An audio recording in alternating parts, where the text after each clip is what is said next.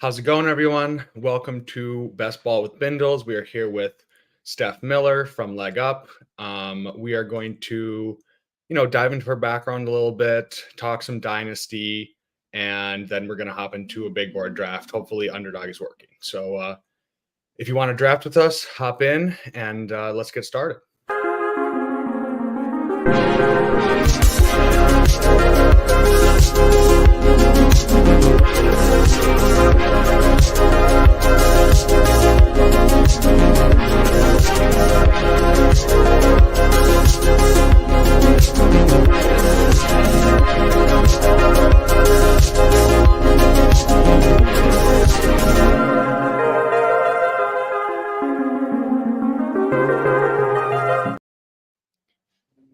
Steph, how's it going? How's your week been? I know you were having some craziness going on, but how are you feeling? Yeah, I'm having a good week now. I had a little small scare with my poor little innocent dog, wherever she is. Oh. But everything seems to be okay now, so I can at least relax. Besides, she won't take her medicine, but she seems to be doing better, so I'm good. Yeah, I hope she's doing better. That was it's a little scary thing going on, but hopefully it's all set now. So I know you through obviously many discords and ship chasing and whatnot, but I would love to just get to know you more. What kind of give us some background on how did you get started in fantasy? Kind of like what types of fantasy you enjoy, and just a little bit more background about yourself. Oh, let's see. I think I probably started playing fantasy about 10 years ago. First couple years, not serious at all. Had no clue what I was doing. Probably just some leagues with some friends. Sure. Then I got into DFS. So I played that for few years. Didn't have any clue what I was doing at the beginning of that either. Started watching that's when I did start to watch some streams though every once in a while, and kind of got some strategy together. And there was like, I don't know if you remember back in the day, I guess not really, I guess they were discords, but more like chat, and I would just watch or listen like on Roto Grinders or something like that, but I never talked because I didn't have that kind of confidence at the time. And then, then I tried to commission an all-girls redraft league. And I realized that, after watching a bunch of streams and playing some DFS, that I was significantly better than most of the, even then, kind of the average people, casuals. And I'm kind of one of those all-or-nothing people. So then I kind of dived, headfirst and started following a lot of RotoViz stuff. I was following a lot of ETR, but even before that, I was, listening to Adam Levitan and Silva, when he was still writing. Sure. And reading matchups and all that stuff. So I've had some small wins in DFS over the years. I had a little luck in Showdown. I probably had about 3 Showdown wins, some small ones. And then I won some smaller slate GPPs. I was never really big into cash. I've tried it, but I like the strategy. And then I started playing Dynasty probably about 5 years ago. Okay. So it hasn't been that long. But that became something I really liked. So I wasn't doing redraft after that. Started doing, just Dynasty. And then kept up with the DFS. And then when Best Ball came out, I did that. My first year playing Best Ball, the first year with BBM and all that. I placed 4th in a contest on DraftKings. Oh, wow. On one of I think it was the 300K play action at the time, or 300. I don't remember how much. It was less money, unfortunately, then for winning that prize than it would have been years later. Sure. Yeah, it's like as Best Ball gets bigger, the contests get bigger and bigger, and you're like, man, that would have been real nice. Yeah. And then, now I started doing high stakes last year, working with the ship chasers, and we had a really successful season on that. And here I am now getting into Yeah, the so content you're side of doing, things. you said, so right now you're doing Dynasty rankings every Monday, right? You're doing updates for that, and then in season you're doing all the waiver content, is what you just told me. So how has Mhm. that been so far working for Leg Up, and just tell us about your experience and kind of like what Leg Up has to offer. Well, I mean, anybody that subs should know, it's Pat Crane's private, he went private after he won BBM 1 year. And, he started to finally this year bring some other people on because he realized one person cannot do everything. And, but basically after working with the guys, because Pat was part of ship chasing, for those of you that don't know. So when I helped manage all their teams and doing waivers, and I kind of started writing my own column, he reached out at the end of the season and offered me a position to come and work for him. And, I'm going to be doing all of the waiver stuff. So basically my column's going to be on Leg Up this year. And then since I also am a Dynasty player, I'm going to be writing some Dynasty articles here and there. I'm going to be working on for my next article, kind of more of an evergreen, some strategy on there. So that I'm going to try to get that out before the draft, hopefully here, because, for a peak kind of startup season for Dynasty. And then, I'm updating the rankings. Pat and I work together on those, to have out every Monday. Yeah, that's a lot of work, honestly. Like, I have thought about doing rankings, but I'm just like, I'm already just so obsessed and like constantly tweaking stuff like on my teams, and like I have far too many teams. I don't even want to admit how many teams I have. And I work a full-time job and I'm streaming and stuff. So I'm like, I just don't have time for this. I don't, but I props to you guys for keeping it up to date, because it is constantly evolving, and I think that's one of the funnest parts about Dynasty, is like, whatever it is, the year-round element of it that just keeps you sucked in, which I understand. I know our Tyler is like, and there's some people who are just like, I can't get into that, it's too much like workload for you, right? Or you just want to draft a best ball team and not have to worry about it, which I do understand that mindset, but I like to balance both of them, because I think you can kind of learn different elements from each game. And I commissioned 2 best ball Dynasty leagues as well. So you can still get that. And we still have, we have a couple like set waiver periods, and then there's still trades.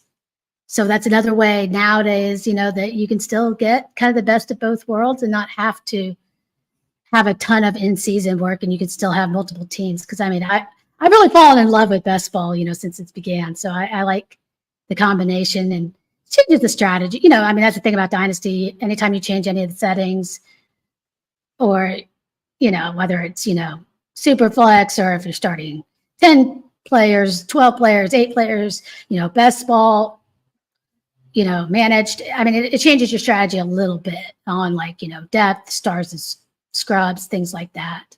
So Yeah, it's what is fun. like your like most common format in terms of Dynasty that you play? Like, is it just normal, like Superflex, tight end premium, or like what is the one that you usually play? Super flex tight end premium. Okay, I'm definitely a you're proponent there. one of the good people. That's good. I appreciate that. I think it's one of those. It's kind of like single quarterback feels like standard scoring. Yeah, I exactly. think it just feels like that was a different time, and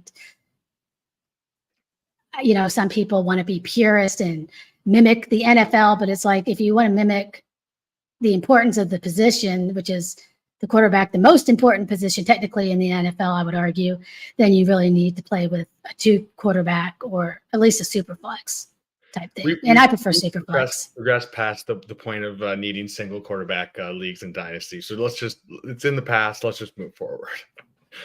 That's my mindset, but Yeah, there's still some people. There's still some people, absolutely. Yeah, I think I only play one Dynasty best ball league with some people in it in the Bulletproof Discord that I'm in with. But I think I kind of like to split them, because then I can just like, I need to have one scoring setting where I just like have everything the same. Otherwise, it's just too much. Like I just need to be able to standardize it across all Dynasty. Otherwise, I'm just going crazy. But yeah, so best ball. So what have you been drafting a lot of big boards? Have you do you have any like specific contests that you really want to dive into this year, or just kind of diving head in with a lot of different stuff? Probably just diving head in with a lot of different stuff. Because it's like I have to balance, some people have, unfortunately, I don't have an unlimited bankroll like other people. So doing the high stakes, it's like I gotta save some money for that and then monitor, what contest. So I would like to do somewhere like some of the higher stakes when the advance rate structures are good, but I know me, I also obsessively like to draft. So it's hard to be able to say, oh, I'll just do one or two and then leave it alone. So I know realistically for myself, it's probably not going to happen.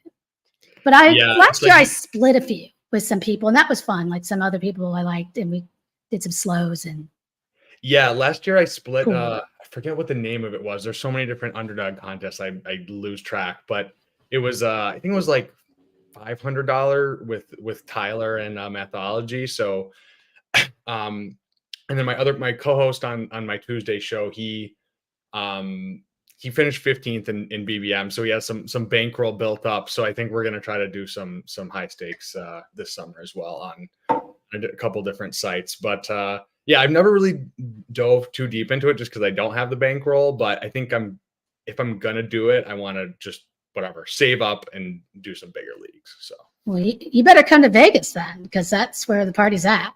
Yeah, I mean, I really want to. I'm trying to figure out if I want to. I'm gonna try to convince my girlfriend for us to go together and meet up with everyone, because that would honestly, like, it's like I feel like I spend so much time like talking to everyone anyways. I'm like, I have to meet you guys in person. So missed my chance last year, but I'm gonna try my best to make it.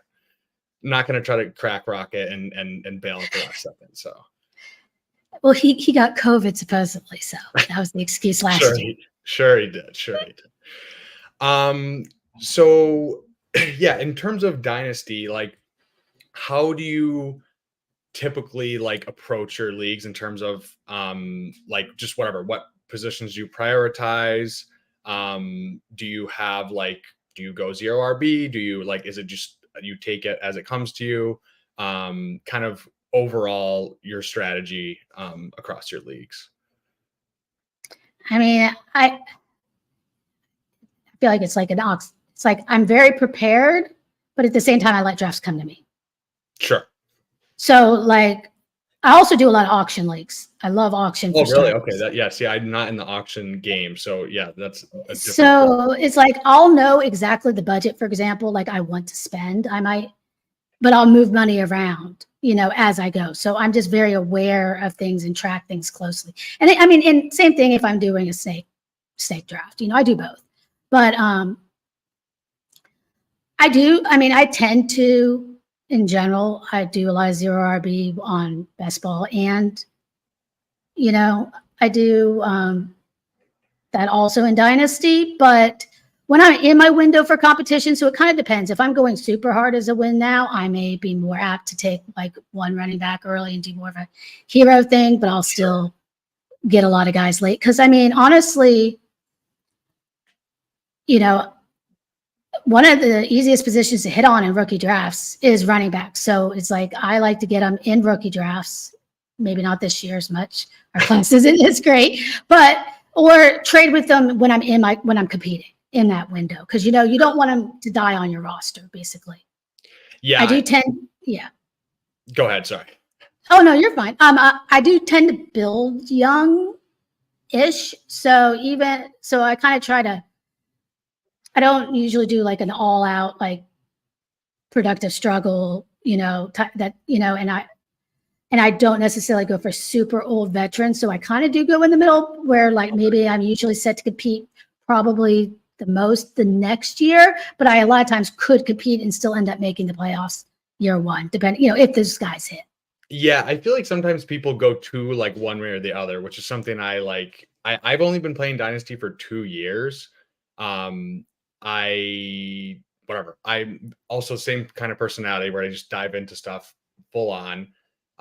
So yeah, but I find people do kind of either they trade all their picks and they go all in, or they kind of productive struggle and just like accumulate a shit ton of firsts. So I kind of like the strategy of kind of playing it down the middle and giving yourself flexibility to, if you want to push in your chips, you can, but don't like leave yourself thin and just like be left with a team of a bunch of old guys that are aging and declining in value. So I feel like that's probably the smart way to play. But I think intuitively, like in the beginning, when you start playing Dynasty, it's like you kind of feel like you need to go one way or the other. But I think as I've learned, I think I've learned that that's not usually the way to go.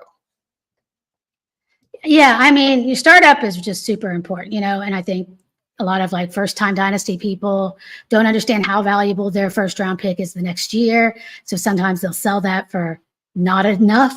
It's like you can sell it, but make sure it's enough, and then make sure you're getting a player that can last, the youth for it if you're going to do that. So you're not just stuck into rebuild right away.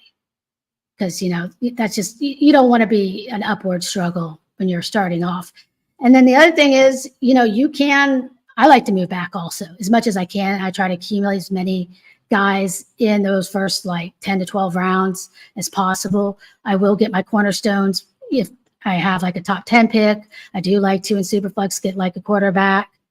I also tend to try to do elite tight ends and things because I play a lot of tight end premium. And I feel like something a lot of people don't prioritize or understand is that the elites are the ones that separate. And it really doesn't help out the guys in the down middle, the line as much. And at the end, it's like they're not going to do much. Yeah, I mean, they'll score a little more points, but it's not. I mean, if you have somebody like, Kelsey in the past, I mean, that's giving you a 20-point head start, like literally on everybody else in your league. That, if you're filling in that tight end spot. So on tight end, how do you feel about Kincaid with Diggs leaving and kind of the whole like Bills offensive situation? Where are you like at with the Bills offense as a whole and with Kincaid specifically? Because that's a tough one for me. I feel like I was completely out on Kincaid, and now I'm like warming up. I'm like, he had a pretty good rookie season for a tight end, and maybe he gets just like frees up some targets for him. But I would love to hear your thoughts on that. I mean, he's going to have to. There's a huge vacancy, and I want to believe that they're still going to. I know, changing coordinators, they may not be as pass heavy, but I mean, they're still going to throw the ball. And yeah, he had a ton of work. I mean, he's a great receiving tight end. I mean, hopefully we'll see a little bit more, a little further ADOT, a little more efficiency. But I mean, tight ends take time to develop. I mean, people forget. Like last year, we had a lot of rookies hit pretty big right out of the gate. And that's not the common thing for tight ends. People used to give tight ends a lot of time to develop. Like, I remember holding out hope for still Noah Fant. I mean, look, Njoku just like basically broke out last year. I mean, he was another one we were excited about for a long time. I mean, so these young guys that have already like shown these type of seasons and usage, I mean, I'm excited about.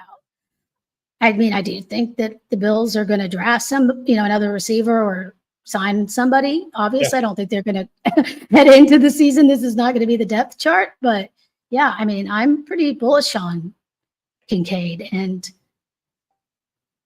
I think that Josh Allen's still going to get it done, and yeah, I think it's the offense is going to. So yeah, it's interesting because yeah, I feel like that's a good point you make, because it's almost like we were spoiled with Laporta.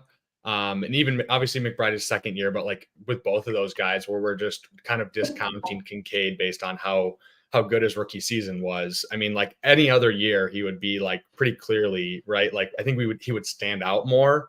Whereas like he's just kind of hiding in the bushes in the background, with those other guys kind of taking the shine. And then I do have a question for you as well with Kyle Pitts, with Kirk coming there.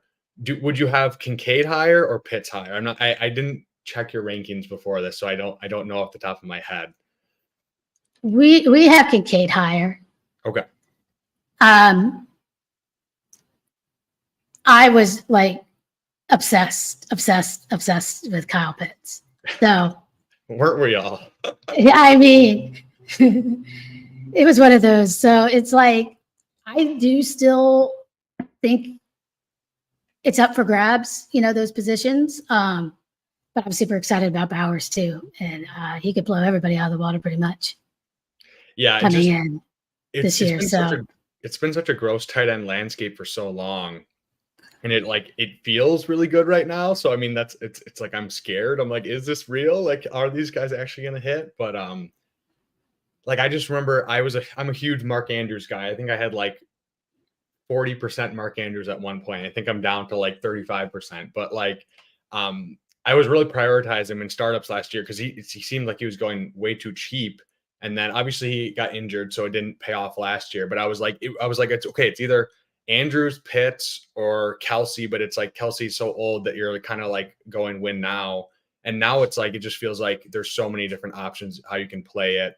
And it just, I don't know. Startups feel a lot better this time of year than it did last year, which I don't know if that's just like I'm in it right now. So I'm feeling that. But last year I was like, oh man, like if I can only take so much Mark Andrews. So I kind of like pigeonhole myself if I don't take him. So, so in terms of best ball drafts and big boards, how many have you done so far? Well, I maxed the little board. Okay. And then I think I'm at 69 or 70 big boards. Okay. I mean, I wasn't planning on maxing it. Again, I need to, keep my bankroll going a little longer. But at the same time, even though I'm not doing or helping with rankings for best ball necessarily, it still really helps, I think, to like keep a tab on things throughout the entire time drafting yourself and just kind of know what's going on. Because I mean, even in Dynasty, it kind of equates to, if you're competing, a redraft mindset. So it's still, for me, helps me, to really keep my wits about me and feel sharp on everything to do that. Yeah. I mean, I just think it's like obviously if you're playing Dynasty and you're serious about it, like you're probably pretty tapped in. But I think that is a good point in terms of like if you are going to try to compete, like you can view everything through a best ball ADP window or whatever, like window, like and see like, okay, I have this many guys going in the first 5 or 6 rounds. And like, am I ready to compete or do I kind of like pull it back and keep my cards to myself? So I think it really, I think it's weird because I think some people get too like, I don't know, like I'm the kind of person where I like playing both. And I think like iron sharpens iron in terms of like with Dynasty, it's a little bit different now because I feel like best ball is starting so early. So it really is like completely year round now. But before it was like, okay, maybe I'm gaining a little bit of an edge, just kind of getting ahead on the rookies and whatnot. But it's like you guys and Leg Up and everybody is now already just because of best ball starting so early into it so much earlier that I feel like I'm losing a little bit of that edge that maybe was there before. So I think with the early contest too, Dynasty players, knowing having a little bit better feel for maybe the rookies also can help. But it seems like also now everybody is just learning about stuff earlier and earlier. But now I'm almost like getting the itch to draft here. We should hop in pretty soon. What do you think? Yes, I would say if anyone's in the chat and they want to draft with us, why don't you we'll hop in now and we can get started. Yeah, I'm currently not able to draft, so like that I feel like it's manifested in me doing way more Dynasty startups because I'm like I have to scratch the itch in some way, but it's like it's pretty bad because I could just rip off like a $10 draft instead of doing a whole Dynasty startup, but that's where we're at. Okay, so let's pull up this. So how have you been feeling with the Texans guys with Diggs going there? Where do you think all those 3 receivers end up going? And like do you kind of view them in kind of like that 2-3 turn range for Nico and Diggs, and then Dell a little bit farther back, or how have you been playing that? I mean, I've dropped them all a little bit. I do think that there's a possibility that they all can have big weeks at times, but I don't know if I see like a huge ceiling, as big a ceiling, because I don't know if one guy's going to necessarily dominate everything. I do think Dell is probably the riskiest, but I think like Diggs, I saw like he's been moving up. So I don't know. I'm not buying at that price. I did move everybody down a little bit. And I got our legendary upside rankings in here right now, but we can also go back and forth between the rankings and ADP, which is really nice finally this year. Yeah, I And know that's a Underdog really did good too. feature they added there. So shout out to Underdog for that one. Yeah. So if they fall, like I've taken some Dell since the signing because he felt pretty good, but I've seen a lot of people getting really aggressive on Diggs. And I mean, he could end up being the alpha, but I think there's a chance, like I said, that it just kind of spreads between them. I mean, there's a lot of mouths to feed. We'll see. But I do think that the offense is going to be good as a whole. Yeah, I think for best ball, like I'm pretty into all of them. I don't know why Diggs would be moving up. I feel like if anything, he should just stay the same or maybe slightly back. Yeah. But yeah, definitely in best ball, I want pieces of that offense. For Dynasty, it's like a little bit scary because it's just like probably 2 out of the 3 will hit, but then maybe there's a third that doesn't. So it's a little bit hard to invest in them. We're on the clock here. Do you have a preference? Do you like Tyreek, Chase, one of the running backs? I mean, I like Tyreek or Chase. But I don't know about your portfolio, what you're at right now, but I'm fine with either of those. I view them pretty similarly. So We'll follow the rankings for the start. I usually don't stray too far in the first round. yeah, I like to kind of try to get some exposure to everybody. But I am heavier, I think, on Tyreek. But yeah, it feels like I don't know, like Jefferson falling all the way to like 6 or 7 seems wrong. Like I don't know, like I'm not going to draft him ahead just to whatever, like just to go by ADP, but I feel like we could look back and be like, why was he going this far back? Especially like pre NFL draft if they do draft a quarterback. yeah, I mean, I'm actually really low on Jefferson, not necessarily purposefully, but I was kind of low on him and both running backs there. Like, I think that's just the picks I've been getting. Sure. Or the few times where I fall into that line, then like Chase or Tyreek fell to me. So and I'm not going to pass them up because then I'm like, no, I'll just figure it out later. So it looks like we got a couple people in the chat that are in with us. I think Hoosier Devo, definitely. I think this Ant Wall guy. We got Ben Haskell. We got Ferris. So we might have to utilize the private chat or throw people off the wrong way so we don't get sniped because it's sometimes in these streams and there's like one person, but I think some people are watching and might actually mess with us. Oh, well, that's not very nice. No, I'm kidding. Leave us alone, please. So how have you been playing the second round here? I know you guys were higher on Achane, but like who do you have the highest exposure of in the second round, and how do you like to play it? I mean, I try to in both of these rounds, like at the beginning, I try to keep my exposures fairly flat-ish. I do have a good amount. Achane is one of my. If I'm going to take an early running back, he's one of the ones I do because I have a pretty big fade on Taylor and Barkley with our rankings. But I agree. I mean, neither one were very good last year. And Achane was pretty amazing if you look at all his stats. And he doesn't need a lot of work to score points. And I mean, I don't have to pick when he's starting. So, I mean, I feel like he can match some of these receivers with his ceiling and the opportunity cost. I feel like right now for Barkley, and I feel a little better maybe about JT, but I have Yeah. questions. I mean, I haven't seen either one of them do it in a while, and for where they're going, and I definitely like getting these receivers too, and building out like we talked about earlier, zero RB teams.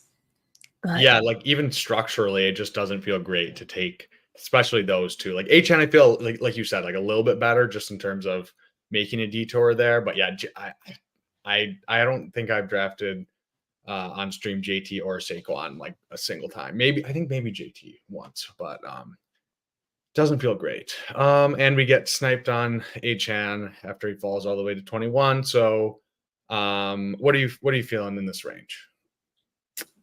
I'd probably go with one of the receivers, unless we went to get my first Barkley share. I say we keep fading him, honestly. I'm fine with All right, Debo let's or do. Nico, or we could yeah, I say Debo, Nico. Maybe we can get another guy. Well, yeah, we got him. Okay, Is Underdog being weird? It was being weird the other day for it's me. being good right now. Okay. I was just trying to give you a chance to finish talking before I clicked, but I had to put him in the queue, so we're good. So we got the ultimate spike week guys to start with Tyreek and Debo, and we'll see what comes back around to us at 27. But yeah, it's a pretty fun start. We got some quarterbacks we can stack up and some good offenses we can stack up. So pretty fun start. Yeah, I mean, a lot of my exposures, I realize, like kind of feed into where I tend to take guys, even just positionally in a draft. It's not always necessarily a player stance. Sometimes it's just like, oh, I take receivers in this range, so I'm naturally lower on some of these running backs. Sometimes places where I take the running backs, I'm lower on other positions. It kind of seems to work out. Okay, so we got DJ Moore as a follower, or we can stack up Waddle with Tyreek. What do you want there? I typically would probably say let's stack up Miami, but I'm not gonna lie. I mean, this is a pretty interesting spot for Moore, so I'm kind of torn. Hurry. Yeah, I say we go Moore. I think that's all right. A little bit farther down, and maybe we can gives us another quarterback out with Caleb. So yeah, I like it, and that's a more palatable cost than when he was going in the early second round, which seemed too high to me. Yeah, I mean, I was taking him that early a lot until Keenan came over, but I couldn't.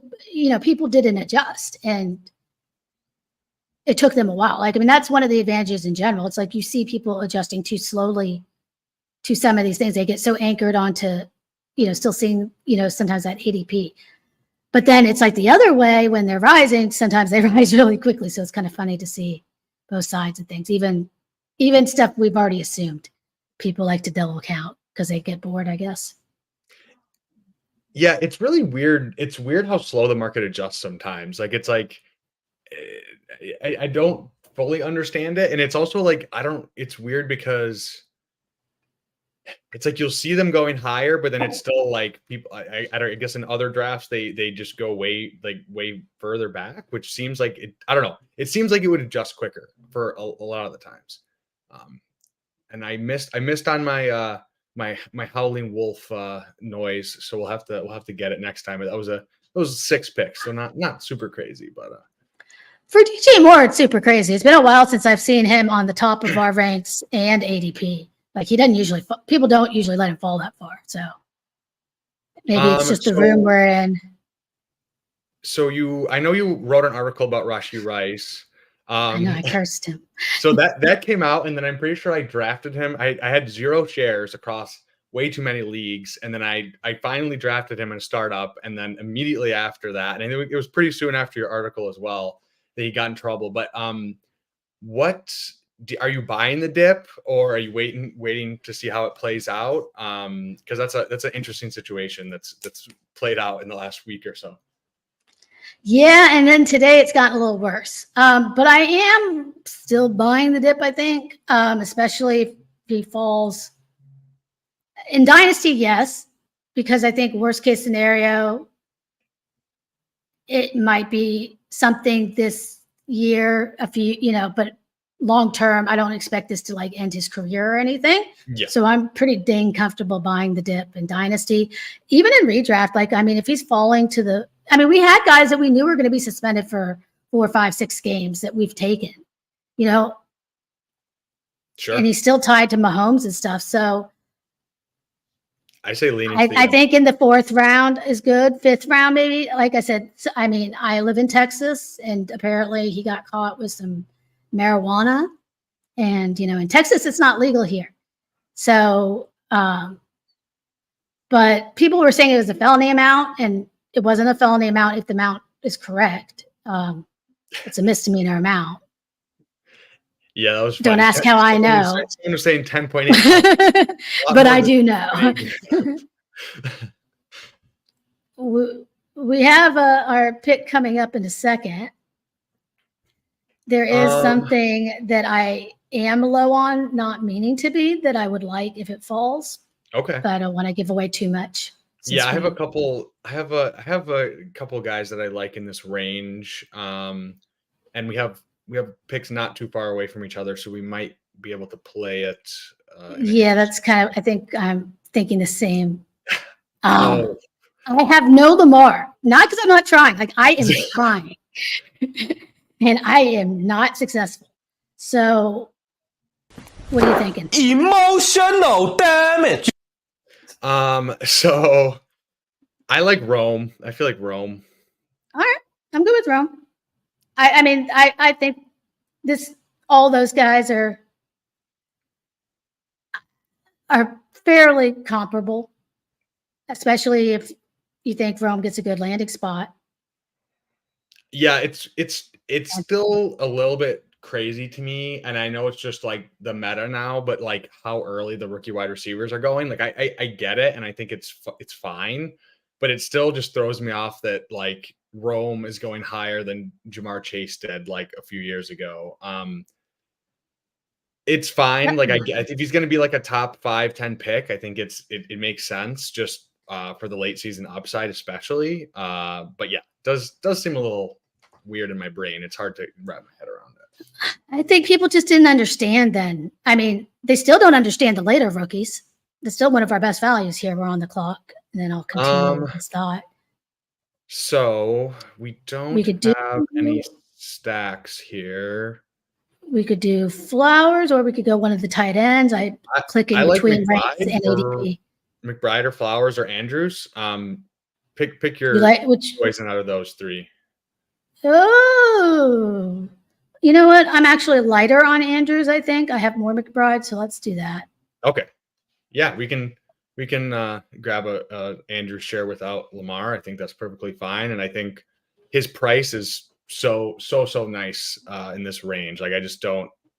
It is because there's so many options at tight end that I think they're all getting pushed down a little bit. But like we used to be going at like the 2-3 turn the last couple of years. So yeah, I'm number 1 Mark Andrews stan, or one of the number 1 in all formats. So happy to scoop him up here. Yeah, I mean, he's too cheap. I don't understand. He's the number 1 receiver on his team. Yeah. You know, he got hurt last year. I mean, as much as I like McBride, I mean, they're probably taking a top receiver early. You know, like he may not get the same target dominance. I'm not saying he still won't be a decent play, but I mean, I still think, honestly, that Andrew deserves to be in front of him. You know, he deserves to be closer to Kelsey. Yeah, I mean, I would even. Yeah, it is hard just because of whatever. You have Laporta, you have McBride, you have Kelsey, you have Andrews, you have even Kincaid maybe gets pushed up now with the Diggs news.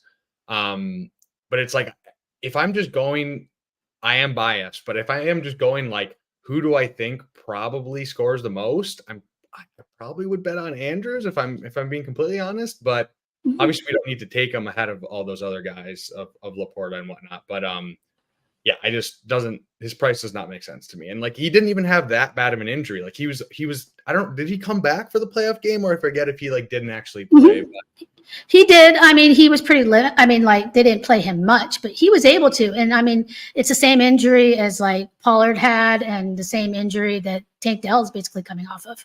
So it's not overly concerning usually when you have those breaks. It's not the ligament injury. I think you could usually return to form once you're back a lot easier.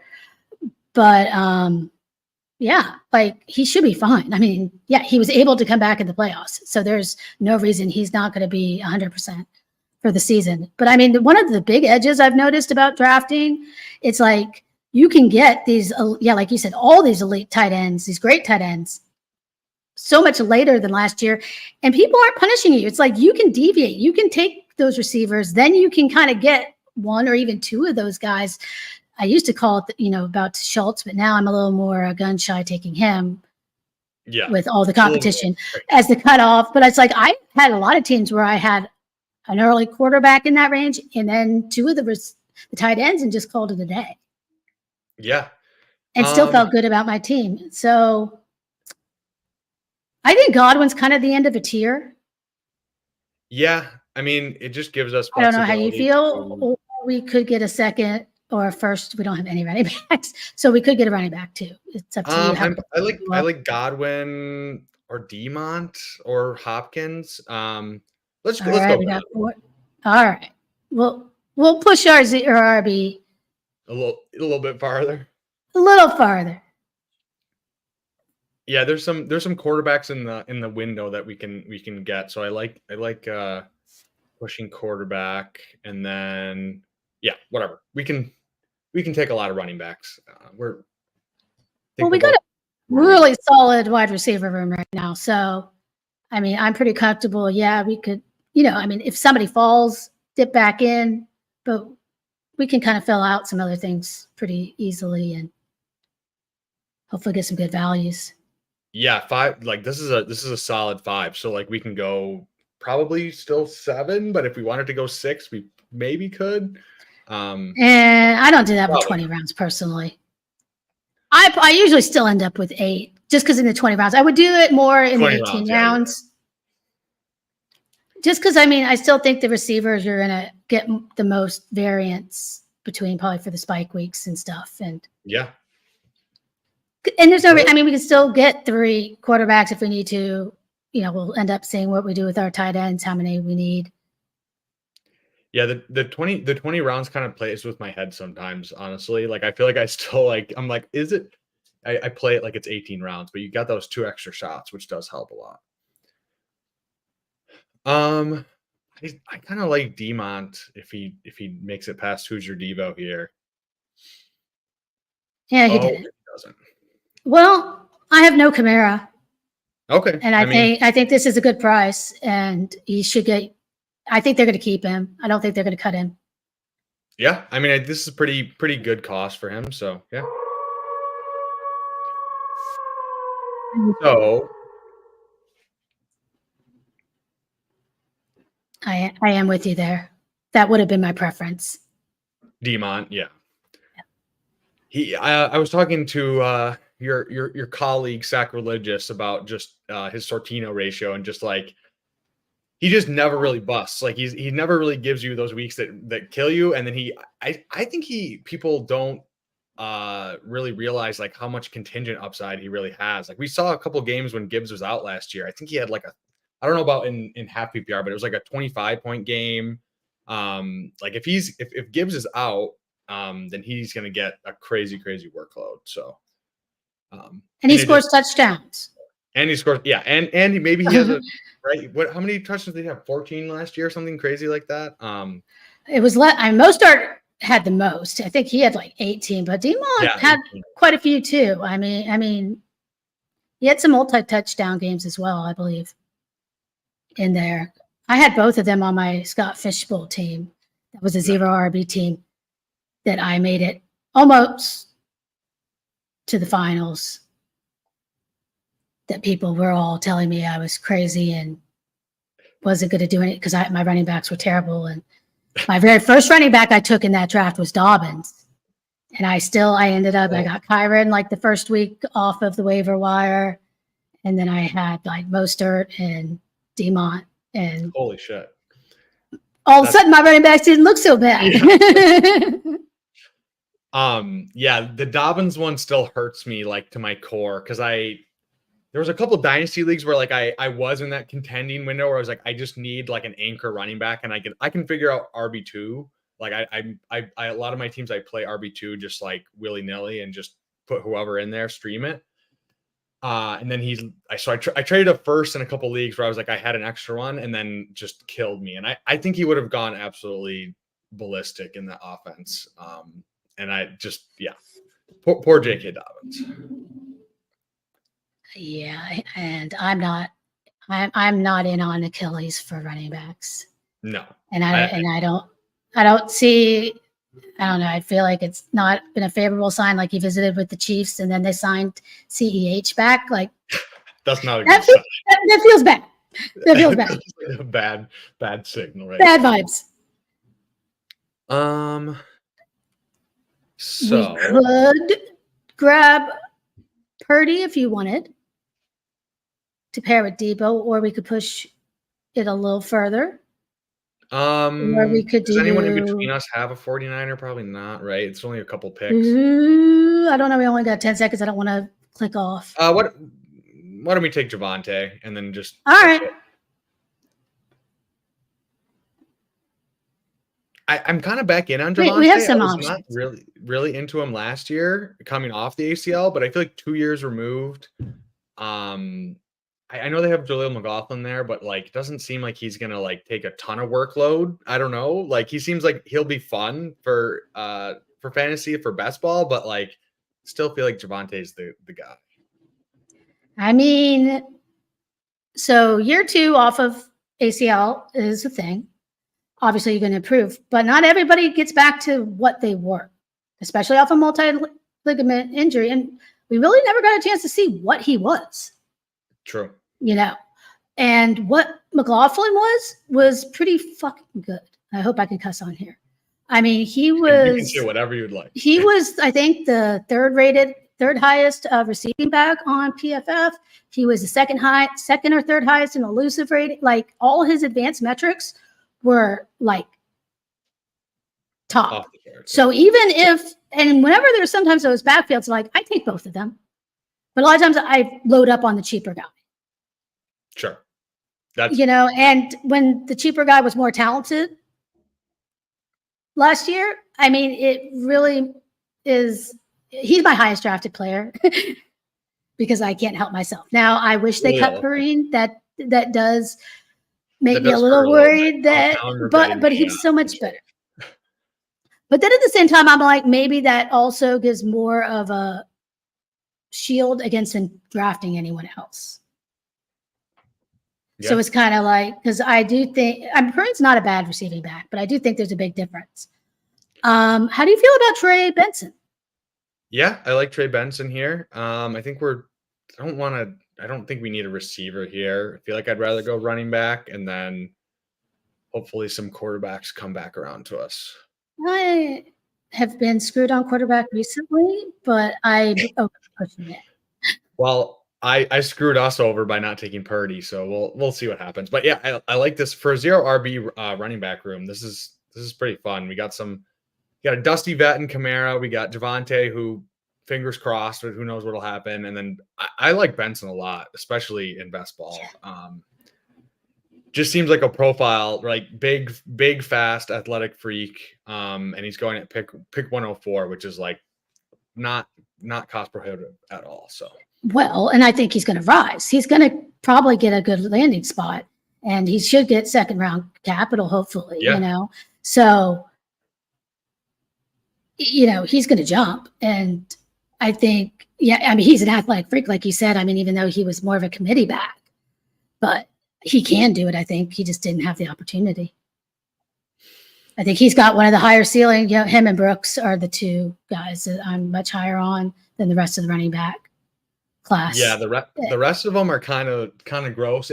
It's one of those weird things though, where I feel like we're all like, oh, this is a gross running back class, and then we're gonna have like 3 guys who are like 3rd and 4th round picks just like absolutely go crazy and burn us. Like Blake Corum's gonna get the absolute nut landing spot and just kill us all, even though I hate Blake Corum because I'm a Michigan State fan.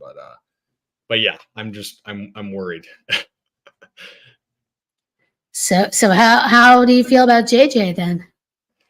I mean, I am pretty objective. Like, so if he gets, if honestly, I'm just a draft capital truther. So if he gets drafted top 5, like I'll be in. But yeah, I don't know. I don't love the profile. Like, it kind of scares me that he just didn't have a lot of attempts. But I do think you can imagine that he just didn't really have a lot of like opportunity to do anything. So.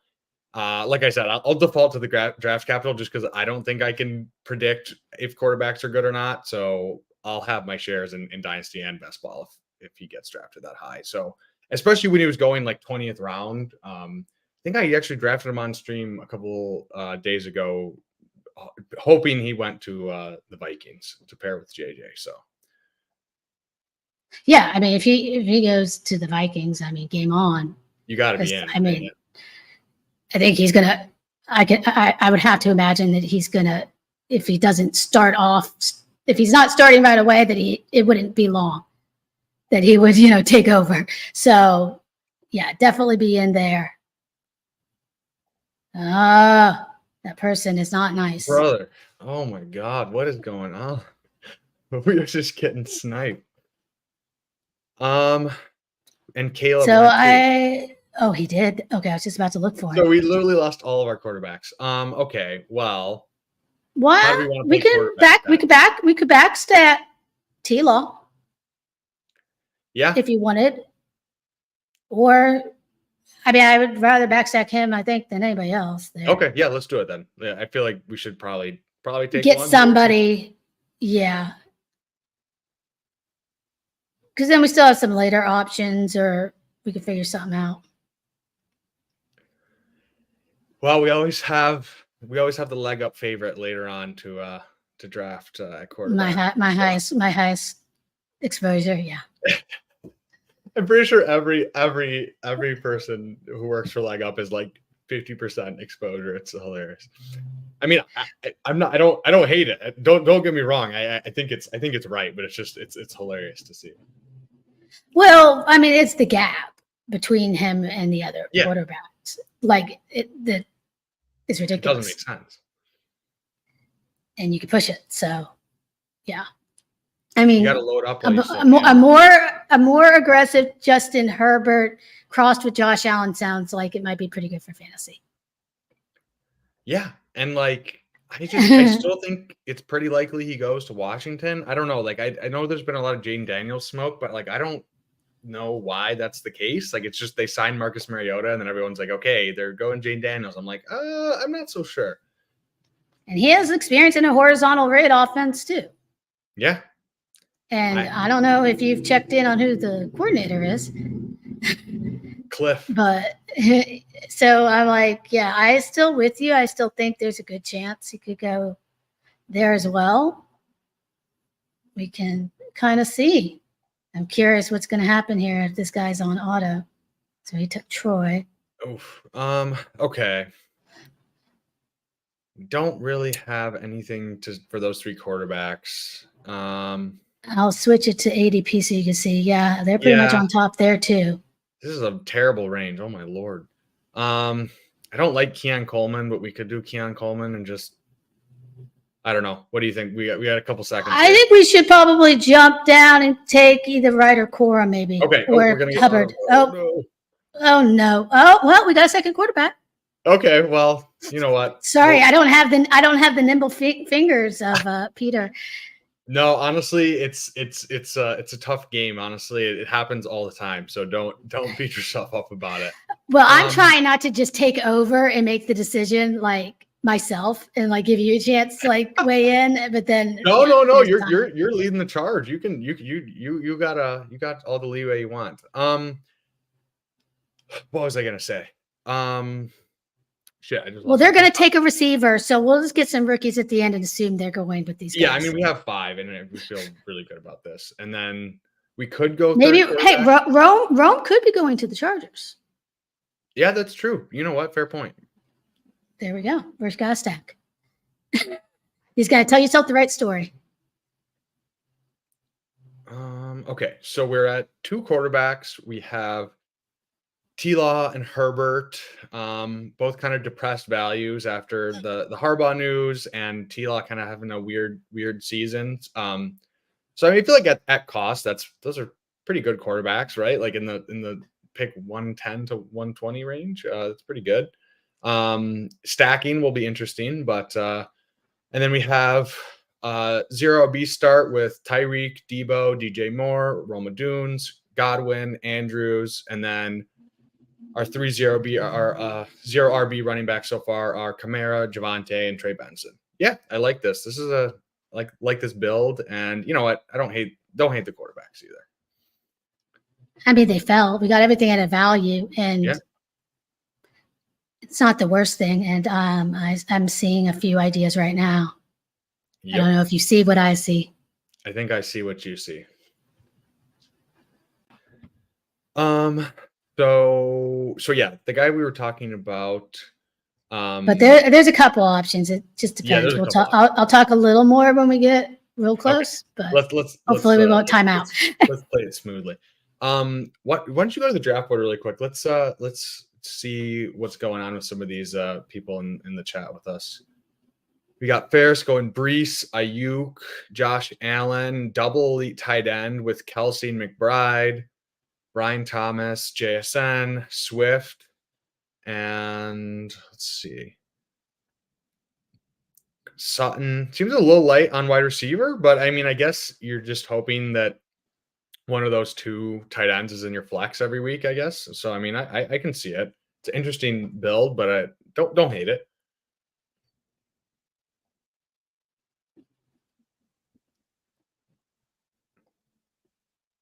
So we are about to be back up. Oh, okay. Somebody went that I was looking at. Okay. I was considering Palmer to stack. Yep. So do you want to do 3 quarterbacks and go May and call it a day? Or do you want to? Yeah, I would say Drake May or Roman Wilson. I know you guys are. Where are you guys at on Roman Wilson? I love Roman. Okay, let's go Roman. I think we have our 2 quarterbacks, and then we can. I think whatever. We still have a couple of options late. We can stack up, and if we want to go 2, we can. But yeah, I like Roman a lot. Why don't you give us? I think Roman could. Yeah, I think he could sneak in. He could sneak in higher than people think. I mean, his last year, I think had close to a 36% dominator rating, something like that. I mean, his last season was pretty ridiculous. He balled out at, oh my gosh. Oh, is it Senior Bowl? Senior Bowl, thank you. I'm like, he balled out at the Senior Bowl. I mean, I think he could really take it, just at the next level. He's awesome.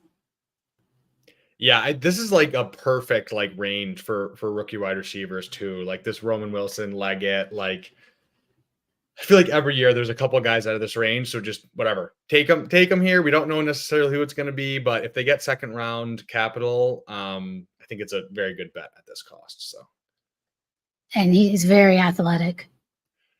He is. And you know what? I don't even though I'm a Michigan State fan, I don't hate him, and I will definitely be taking my shares. I think it's weird because I don't know where he's going to go in rookie drafts. I feel like this whole Ricky Pearsall, Roman Wilson, Leggett, I don't really know how it's going to play out. It's just purely based on landing spot. I feel like a lot of it. So feels like there'll be some good values, right? Maybe some guys don't get good landing spots and then they'll fall to the late second. And I feel like that could be where some profit could be made. All right, so we still have Drake May there. Yeah, do you want to I feel like we got to take him now. I think it's a sign at this point. This is, yeah. If you let it go and it comes back to you, it's meant to be. You know, that's how I end up with the high exposures on certain guys. And I'm like, I'll try to like mix it up sometimes. And then I'm like 2 rounds later or something, and they're still there. And I'm like, okay, somebody's giving me, I got to take it. So we're done at quarterback. Yes. I mean, yeah, we're probably going to be hammering running back for a little bit if a receiver falls to us, and then tight end, let's just play it by year and see what happens. If anyone does fall to us and we want to scoop it up, but I feel pretty. I don't want to let tight end go too far, because I mean, there's a point where it falls off quick and it doesn't feel great. I mean, we do have Andrews, so I'm not super worried about it, but yeah, I feel like it's maybe I'm too comfortable like with an elite not getting a second guy that's like go pushing it too far. So yeah, I do push it pretty far. Unfortunately, the guy I used to push it to all the time, I'm really trying to lower my exposure to, because when you only bench 8 reps at your pro day, I'm starting to get more concerned about if you're strong enough to block or do anything as a tight end. So yeah, Tavian Sanders, and also in his jumps were horrible. And he's not like super big either. So like if he's not really popping off the screen for a tight end athletically, it doesn't feel great, right? Like we really want the tight ends with crazy RAS. So yeah, he had decent production. I mean, he had good production on an offense that was like loaded. So I mean, that's why I was high on him. But you know, you look, I mean, he's playing with Worthy and A.D. Mitchell and and Brooks, and but yeah, those numbers are scary for a tight end. I mean, we dropped him quite a bit in the rankings after that. So yeah. I take a lot of Juwan late too. So I do push it. I mean, you'll see like I have a pretty even exposure on a lot of these early guys, and then pretty heavy on certain late guys. Sure. Everyone has their favorites back here. What about, we're up in a few picks. Running back is pretty gross, but I think there's a few guys we could pick. Do you have any favorites in this range as we're about to pick in 2 picks? I do. I'm gonna wait for a second because these people only have 3 and 4. Sure. But I'm a big Dallas Cowboys fan, so Rico Dowdle let me tip something off. Is pretty tempting. I'm not gonna lie. The Cowboys haven't done much in free agency here.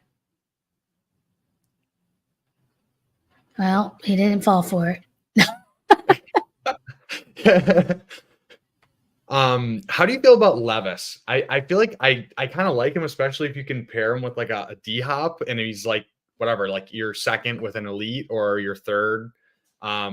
Like in Dynasty, I'm fine taking the upside shot, like if it's not a crazy cost. Like he's been falling to like the 7th round in startups, and at that point, if I can pair him with like a Stafford or someone, I feel fine about it. But how do you feel about it? Actually, let's pick first. Yeah, I'm good with Mitchell or Gibson. I mean, we have Debo, so I guess with Mitchell slight lean. Yeah, that's a good point. Let's do it. Not that we have so much of a San Francisco correlation going on other than that, but that's fine. You don't need the quarterback to stack. I'm pretty sure Pat wrote an article about that last year, stacking teams without the quarterback. Yeah, Mitchell's a weird one. He had that one really good year when Mostert went down, and it's like hasn't really done anything. But I mean, whatever, contingent value still there. So, I mean, but where were we taking him last year? It was pretty high. It was pretty high. I had a lot, and I mean, so it's a totally different bet at this price range. Same contingent value. You could get more routes. It could try to keep 30-40 picks McCaffrey. Later. Yeah, easily. So I'm okay with it. Okay, so let's see what we have here. No, don't want to say too much. Okay, yeah. So we're at, I was hoping Gibson would follow this. Now running back is kind of I probably think we should take Herbert. Probably. just take it because it gets gross later on. Yeah, and he could get traded maybe out of that situation. I like it better than Roschon. I hate Roschon. Yeah, I I think feel Roschon's the like one that's going to get screwed. I guess with anytime I can Swift. bet against Swift, I'll probably do that. So I think Herbert is probably better than Swift as a rusher, at least. So yeah, I feel like they could split the backfield at least. They complement each other a lot better. Where Roschon is just a copy of Swift's strengths, and they paid him all that money, so that's not good. yeah. But I also think that maybe Herbert could get traded to a better situation, possibly. Yeah. So there's a couple outs, but I don't love them. But like you said, Swift wasn't great, but they did pay him a lot. So they obviously are going to use him.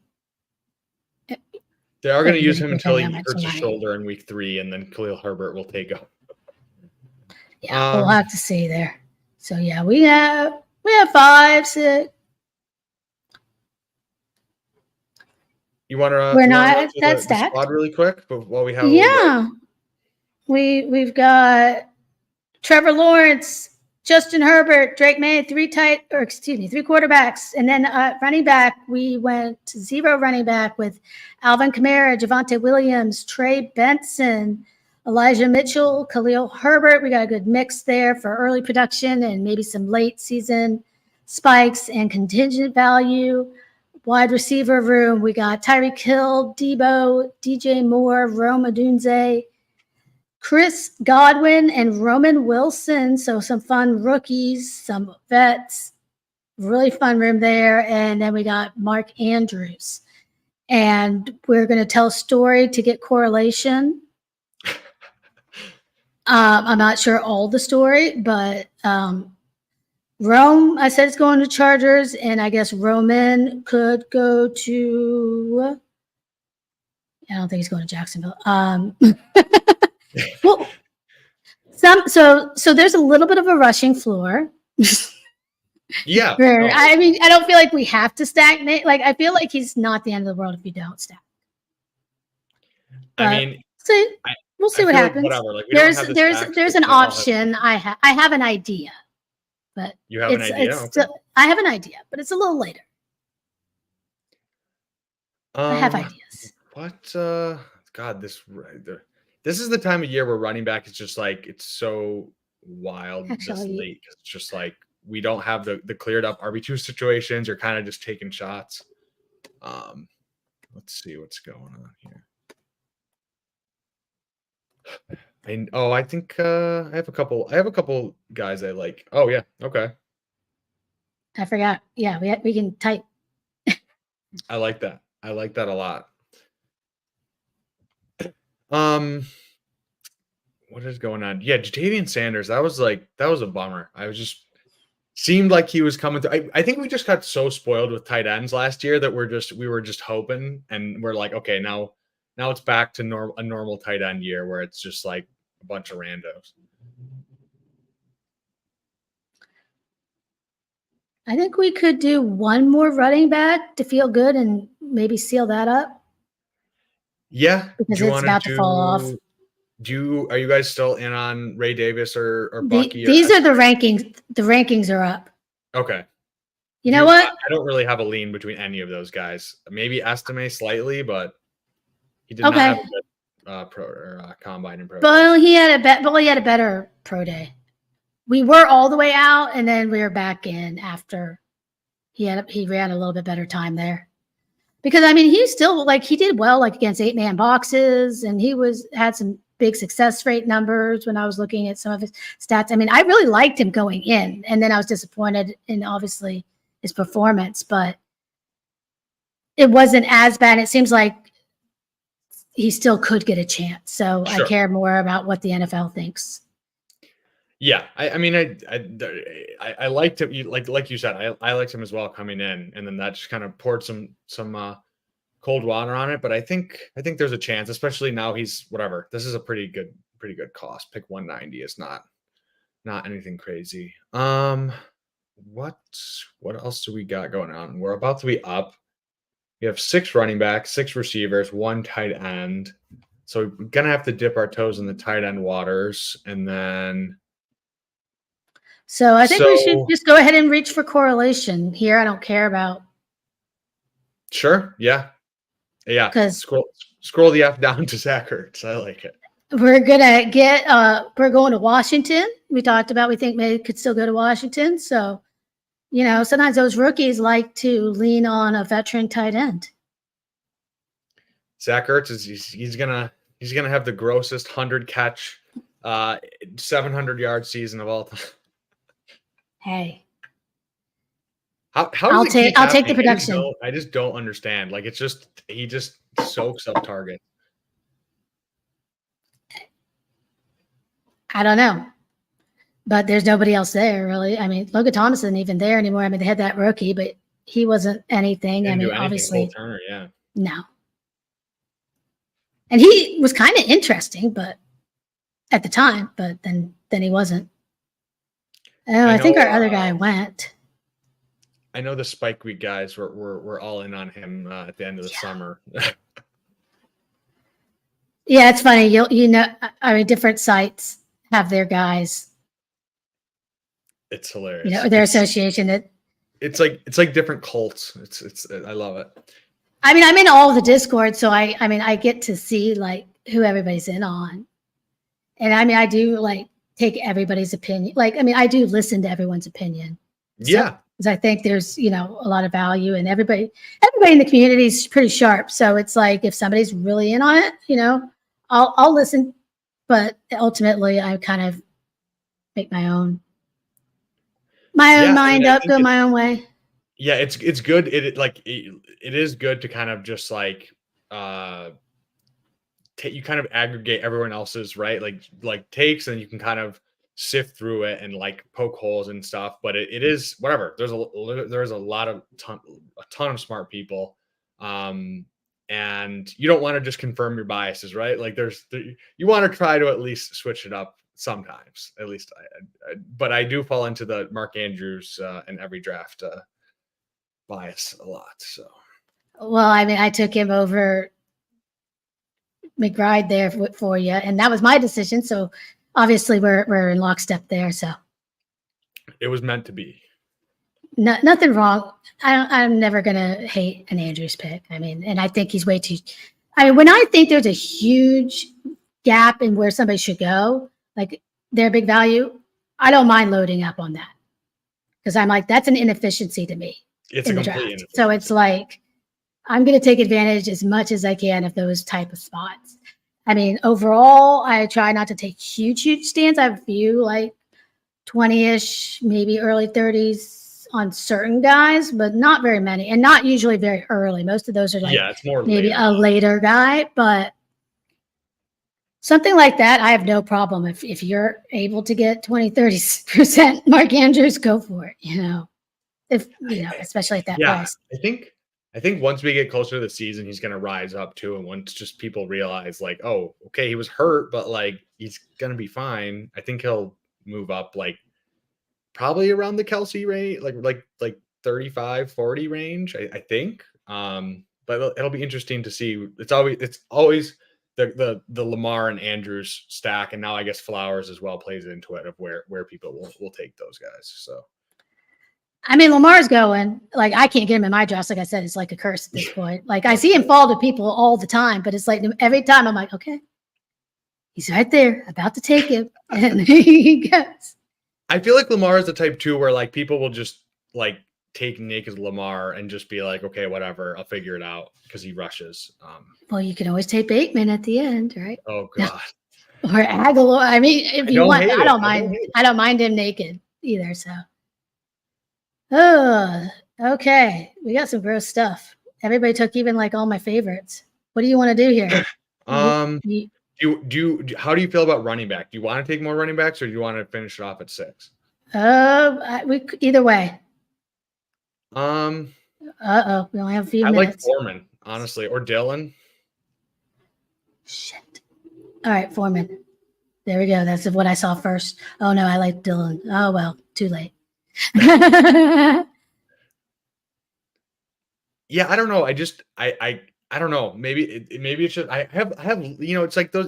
I think in Dynasty 2, you just have like I think at one point I had like a crazy amount of John Foreman because he was just going so late, and it's like every single year he gives you like 2 games with like 25 points where he just falls into 30 carries because some team. Last year was weird too because I feel like when he did get opportunity, he took it, but then whatever they started giving the ball to Roshan and other people who I don't know. I think he's still pretty good. It just didn't have good opportunity last year, but Yeah, I mean, well, it was like I took a ton of him too last year, and then it's like he wasn't good, and then he had a period where he really helped your team, and then he kind of fell back off a little bit. yeah. But I mean, I'm not in on Chubb right now. I'm worried about the injury still. So, and I don't think that Ford's very good. So it makes sense to take some format. And I have started to since he got signed. Take some late. And I have a ton of Laube, however you say his name. So I don't mind. You're free to speak. I don't mind letting him go this time.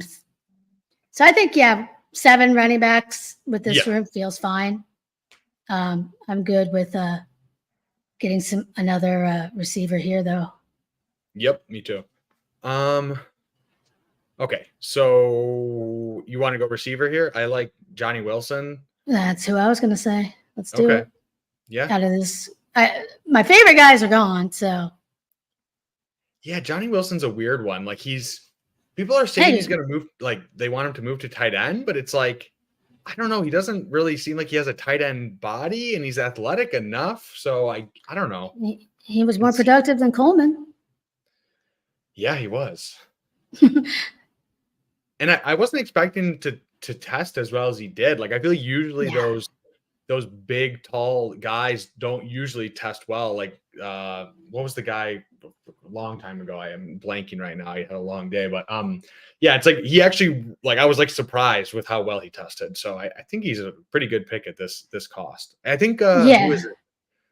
ETR is really high on him. Yeah, they're like ETR. Really. They have him in their dynasty. Like I looked for something like they are really high on him. Because I remember, I looked for some reason. I was checking. I was just like, I was looking at something else on their rankings, and I was like, "Holy crap!" Like it took like really high. Yeah, it was kind of funny. Yeah, I think there was. I do respect ETR going on into who was the secret number 1 Justin Herzig player. That's what my guess was. Wait, was it him or was it not him?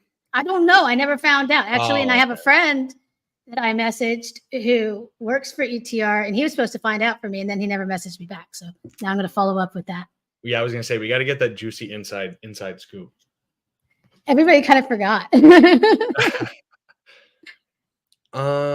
Okay. So yeah, let's go receiver this last pick. I think there's a few interesting options. Odell was maybe going to go to Miami? I don't know did that happen? I don't think so. He's not signed yet. Let's see. I'll put it on here too. Ooh, that does not look pretty. Oh, I'll put it back to our ranks. We'll talk as we get a little closer. There's another. I was couple guys we could go, and then there's some correlation. There is one correlation, but I don't love it. Yeah, I think. Yeah, I was one of the OG Yoshivas stands, but it doesn't look good with T. Higgins probably being there. We don't have Cincinnati. Yeah, we don't have Cincinnati. I know. There's another guy that played at the end of the year, but I don't love it. Anytime he shows up, I have to give him the shout out. I've taken him. I think, and I still have him on a taxi squad somewhere. That was another Spike Week guy. See, I didn't remember that Line one. Core was in on last Was year. he? I know he's all in on Malik Washington this year. I've seen. Okay, we have a couple more picks, and then we will close this one out. Any interest in a third tight end, or you just want to play it with two? Possibly. Okay.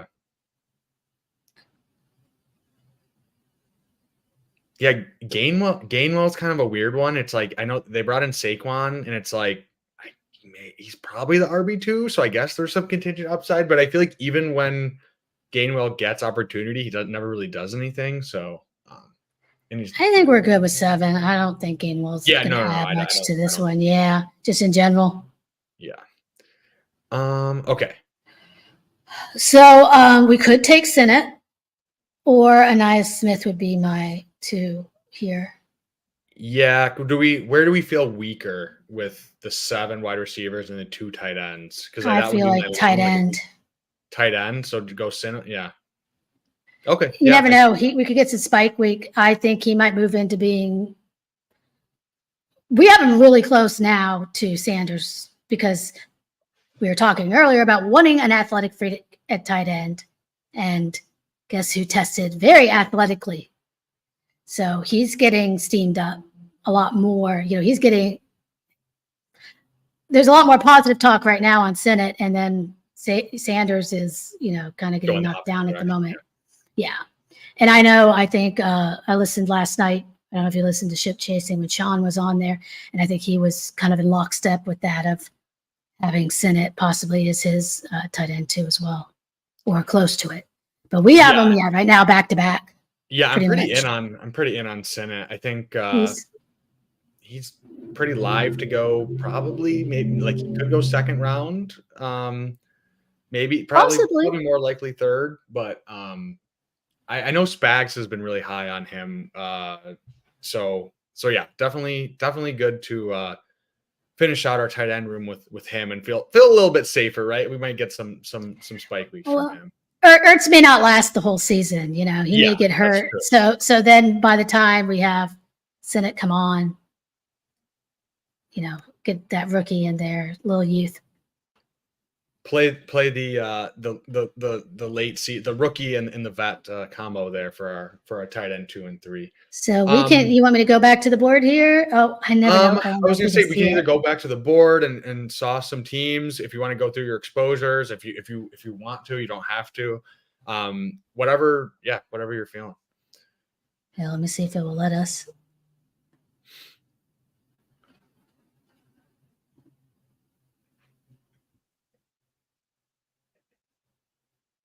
Is it showing up? Oh, okay. Yeah. Yes.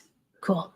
For some reason, it used to not always show up. So who's in? Anyone specifically in the chat that you know? I know Hoosier Devo at the 2 spot is in the chat. So he went. You want to sauce him really quick? Sure. Well, I can't hate on CD too much. Of course. As a Cowboys fan, I think we've already kind of gone over Saquon. I don't really like him in the second round, but he went pretty late, so I don't hate it as much. Yeah, right next to Jacobs. Yeah. So that kind of makes sense. That was pretty good value on Nico. At least he paired him with Stroud. I'm not a huge Deontay person, but I feel like that's close to the end of a tier. It's fine enough, yeah. I mean, it's fine. So 1, 2, 3. Yeah. So I like getting those 4 or 5 receivers about at that point. Then he sniped us on Montgomery. Good pick. He doubled up on the Cowboys. I'm off on, so then he decides that ACLs don't matter. 29-year-old ACLs don't matter. Well, either do 20 or 21. We got Chubb and Brooks back to back. So I hope that you might want somebody else other than Montgomery, because there's 2 running back spots to fill that position for you. Charbonnet could get some production, but I'm not 100% sure how that Seahawks offense is going to go this year. So we'll have to see. They could be, maybe they'll be pass heavier. I don't know. I don't hate the Sharp pick though. I don't know if I like, because he didn't take Dak. I mean, I don't mind stacking up those offense. Dak, yeah. I'm just not that in on Cooks this year. I mean, he wasn't great last year, and it never seemed like they have that great of a rapport. If Dak was there, I'll do it. But without Dak, he's the one. I don't know. Yeah, I feel like it's more of like a rookie wide receiver range in this area rather than a vet 30-year-old. Yeah, I would have rather I like Pearsall a lot right there. Something like that. Wandale, I worry that he's not going to be playing in the slot anymore. So I've been pretty low on him myself. And then, just the whole mess. Yes, I do know who did the. I don't know who started saying that, where they got that idea. Who could have been the originator of that rumor? No, Pat messaged me the other day. He's like, "That was you that told me about the doctor, right?" I was like, "Yeah." You're the insider, the Cowboys insider. Well, Sack is a Cowboys fan too, so he wasn't. In his defense, he knew it was one of us, but he's like, "I have too many Cowboys fans working for me." So, hey, at least you're not a Lions fan. Could be worse. What's your team? The Lions, which is, I mean, last year was good. Last year was good, but every other year other than that is not good. You guys got a fun team right now, though. I mean, you know what? I'm cautiously optimistic. I think they actually made some pretty solid free agent pickups. They got DJ Reader, which I feel like helps. Like, I don't know. They just need their defense to be passable. And I feel like their offense with Ben Johnson will be cooking at all times. So just survive on defense. That's all we need. So but for fantasy, we really don't. It's more fun when. Well, for I know. Fantasy, yeah, we want them to be absolutely terrible. But yeah. All right, let's finish. I went off on. We forgot to finish on his team. Yeah. Why don't you finish? We talked about that. Then he took. Yeah, he sniped everybody. So this is the sniping team. Then he took Gibson from us.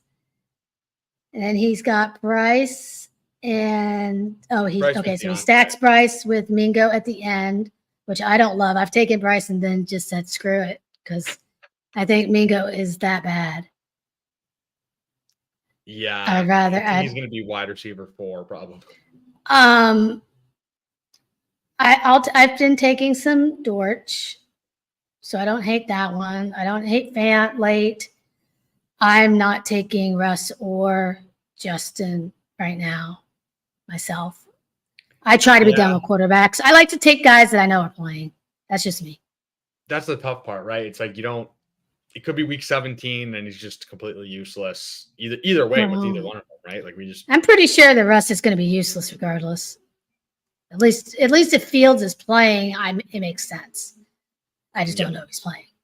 But yeah, Russ, I want no part of. Yeah, I don't think I've drafted. I think I maybe drafted Russ like before everything happened, and I took him late just because I needed a quarterback, but not since he went to the Steelers.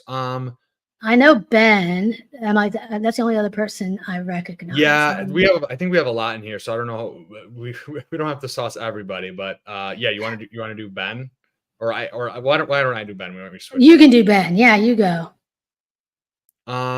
So we got AJ Brown at 10, which is fine enough. Adams at 15, which is a little early, but I feel like I don't know. This whole second and third round just feels like one big jumble of wide receivers. Seems a little bit early, but I don't know. I'm not gonna fault him too much for it. We got ETN at 34, also just kind of like fine. Like I don't think it's great, but I don't hate it. It's just both of those are just like meh. Like I'm not gonna yell at you, but I don't love it. We got Hurts and Mahomes. So I don't know if I guess Hurts is stacked up, and then Mahomes, you're just taking the value because he fell all the way to 58. So very interesting double late quarterback pairing there. We got Kittle, we got Mostert, we got two rookies at wide receiver with Worthy and Ladd, and then a vet in Moss who looked good in the beginning of the year last year and then kind of fell off at the end of the year. So I don't know how that's going to play out. I have so much in Dynasty. And I'm probably going to try to move him for seconds if people get into it, if that happens. I'm with you. And then Blake Corum, like I'm notedly anti-Michigan, but I don't know. I just feel like he's going to get drafted to the Chargers, and we're all just going to be like, what the fuck? Hawkinson and Muth. Did he take a tight end earlier or no? Yes. Yes, Kittle. I feel like that's so tight ends pretty early. I don't know. I don't hate I'm not taking Hawkinson. I don't think he's playing most of the season, and I don't think that he's going to be that productive when he comes back. But if I was going to do it, having an elite, possibly, but it's still a lot of capital. I feel like I'd push. I don't know. I don't find myself taking a lot of Hawkinson, and 3 in the first 13 rounds. I feel like it's too much for me. Kendre, I'm just not really that in on it. I don't know. Like maybe it's just because he burned us all last year, but I have done. Don't love that. Roshan, we were also talking about, just kind of meh. Devontae Walker, I mean, he's a rookie, so it's fine. Like, take a shot, but I don't love his profile. I have a lot of Walker, but there's definitely some concerns. But where he's going, I think he's going, it's fine. I think there's an upside there. There's a case, but versus Bateman, I'll take the upside shot on Walker. Yeah. And then Tyler Boyd just doesn't do much for me.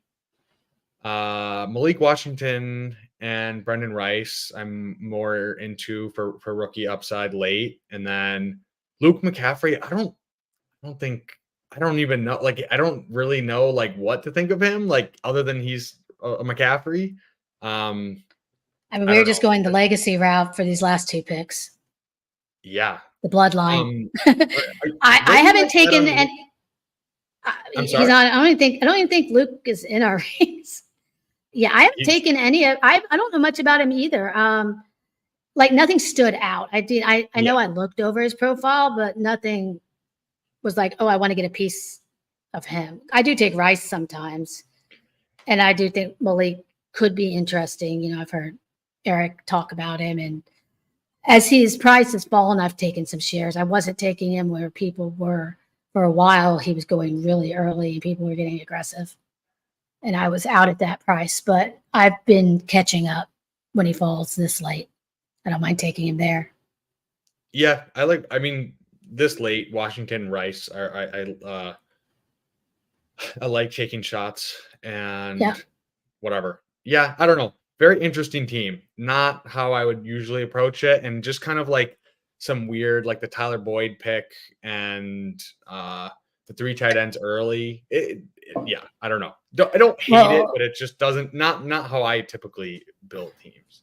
And then there was the double elite quarterback too. So I mean, that's a lot of capital to give up. Yeah, all those onesies.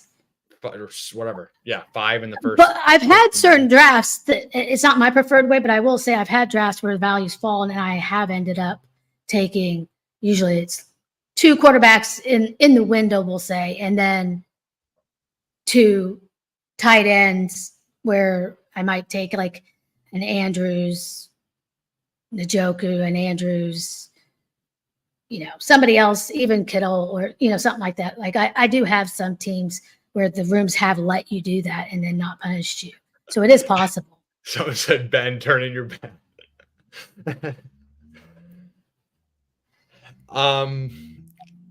So everybody, I mean, I'm always saucing everybody's teams on these streams whenever I'm a guest, and like, I'm bad about being gentle. I'm too honest. Why don't you? Let's see. I know. We did Hoosier. We did Antwall was asking, and Ferris is one of my friends who I know. So why don't you choose one more, and then we can let you Well, get to. I'll let you do your friend, and I'll do Antwall here then. Okay, sure. You want to go first? Switch off back and forth. So you go. Sure. You go Antwall. That sounds fair. All right. So he took Justin Jefferson here, which that's fine. I'm good with it after Chase and Tyreek go. Just depends. I probably myself take Brees, but that's also, I don't know. I'm low on both of them. I need more exposure to both. Again, yeah, I just haven't gotten any of that much. But I mean, Jefferson obviously still has a ceiling, and hopefully they'll get a good quarterback. I'm not huge on the JT pick, similar to Saquon. It's just I like the receivers in this range better. Or like I said, HN. I would take Kyron too if he falls. Yeah, Taylor. Pittman's another guy. I think they're going to take another receiver. And, I love Anthony Richardson, but he's not the best passer. So how much he's going to support everybody. And I don't think Downs is a bad player either. So I don't know how much I love Pittman to dominate, to pay, in this price. There's other receivers I like better. Yeah, me too. Is more how it is. I mean, I still get some exposure, so I don't hate it, but I love Cook. Talk about a winner from these trades and stuff, and they could be even more run heavy. So that's great value. And then I don't take much White, but the fact that I don't think White goes after Cook most of the time. Yeah, I don't know what. So that's great value. So I'm not going to hate that. So but that is 3 running backs pretty early. So hopefully, let's see. Looks like okay, so he waits a little while. That's good. So if you're going to go that early, you need to wait. And then, so he takes Addison. So he's doubling up on Minnesota. I mean, I have been laying off of Addison a little more just because of the quarterback situation. But if I'm stacking it, it makes sense. Sure. I'm obsessed with Bowers. I have way too much Bowers. I mean, I think he's one of the most talented players in the entire draft. I think the risk of him busting is slim to none. I mean, he has elite numbers for a tight end. He would have elite numbers for a wide receiver. He can catch passes deep. He can catch anything. He'll get some carries. He does it all. He does it all. He is an offensive weapon, and I think he's going to be a big play guy from the start. I don't think there's going to be, and I think he's going to go somewhere fun. Yeah, I've seen a lot of Jets team. Yeah, I mean, as long as Rodgers is throwing the ball. As long as Rodgers is throwing the ball. Hey, they have Tyrod Taylor now as their backup. Oh, that's true. Yeah, as long as I wish that. Oh God, I wish that was last year. Njoku, I like in that range. That's fun. Like I said, I do that a lot where I take 2 guys in that range. I think that's great. Hopefully, the only smile concern, just player take is, Watson and Njoku didn't have that chemistry. It was Flacco, but I still like that range for tight end, so I'm good with that. So he doesn't have any quarterbacks yet, but he is stacking up some offenses. So then he took Downs. Then he took Gabe, which I said I like Downs there. I take Downs a lot for the price. Gabe, I haven't been taking Gabe that much unless I have Trevor. T-Law. Yes, and same with Judy. I was in on Judy. He burned me. Now I hate him. But I'm ready to get burned again the other way. I'm like, now you pick to break out. I could see it happen. So we're really stacking up offenses. Okay, so he does get Watson. so I don't hate the stack stuff. Then we got more Minnesota. And so he's at 5 running backs. I'd probably with this room stop, honestly. Yeah, that's a lot of running backs early. Yeah, I mean, so if he stops, I'm fine with it. Okay, so he takes McCarthy. The quarterback room, he really did stack him up, which is awesome. I mean, he pushed it. So if they hit, it makes sense of how he got away with spending that much capital with some of those other positions. So this team has a lot of upside, I think, because if they hit, if the bets he makes hits, it could really pay off because, yeah, he went all in on those offenses. Like he stacked them pretty big. Said, oh, no, did he stack Tennessee? I don't know. But at least Cleveland and Minnesota he did. But I do a lot of Will Levis myself, so he's one of my preferred later quarter. Okay, and then he takes, and I don't hate it. He took Burks there at the end. Oh, and he took. Ooh, I was in. I was in. I was so in. I am not. Do not handcuff. Make the bet and stick with it. Do another team. Do another draft. Take Sam Darnold that draft if you want to hedge, but don't do it within your same draft. Fatality. That was rough. I didn't see that Sam Darnold pick either. I was like, oh man, it's actually looking pretty good. I like how you. Yeah, I was like, okay, I like this isn't like necessarily my style, but I could but it makes sense. It's a little unique. It had upside, but that caps so much of that upside you just got. Take a chance on an unknown. You can only fill. You can, at least on tight ends. I don't like taking 4 tight ends, but it makes a little more sense. At least you can play one in the flex. Yeah. You can't play a quarterback in the flex. Yeah. Well, we were so other than that, there. But other than that, there's some potential. It's unique. It's fun. Yeah, not Darnold, but those other 3, are 3 of my favorite guys late. So it's interesting to pair them all together. Yeah.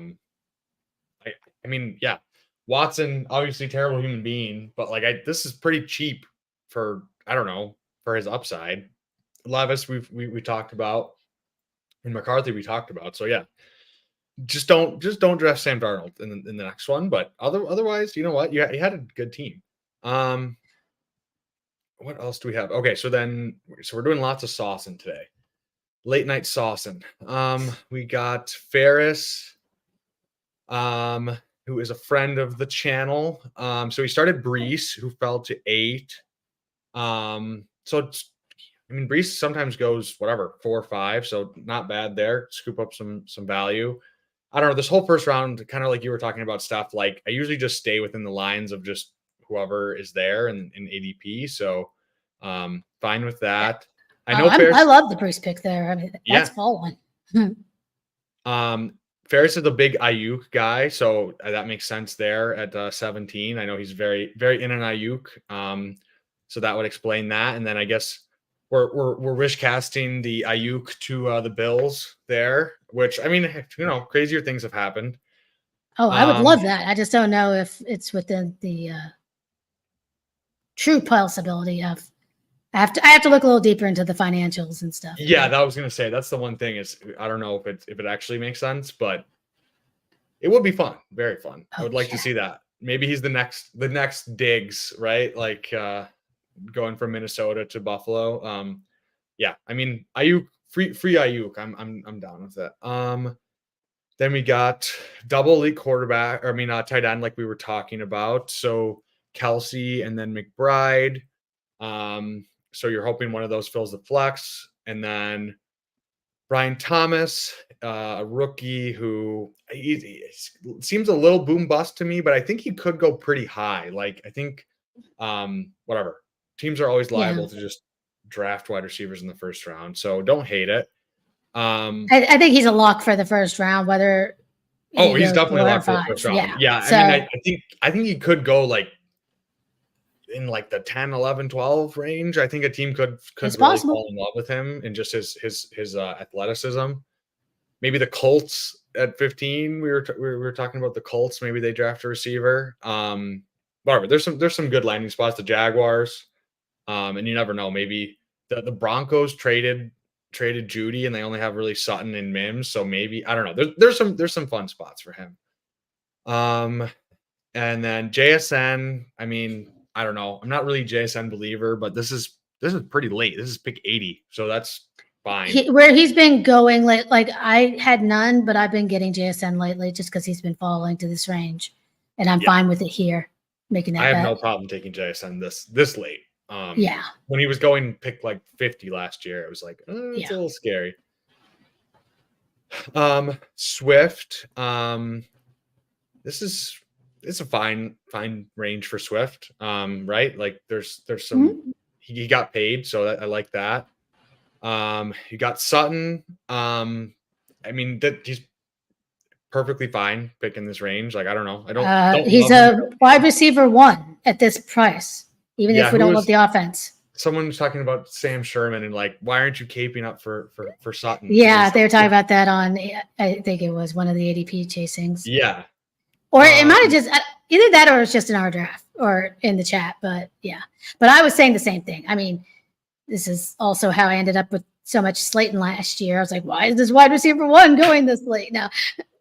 I mean, Sutton was like sneakily pretty good last year. I mean, I don't know who their quarterback is going to be, but like in Dynasty 2, like he was extremely, extremely cheap.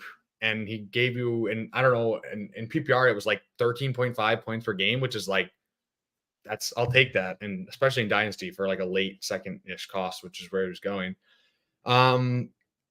Spears, I mean, this is pretty cheap for Spears. I know he probably should, like he was going still pretty high and it's been a slow decline down, but I don't hate this cost for Spears. Then you got, I don't like the Shakir pick. I don't see the upside with Shakir. Like it just seems, I don't know.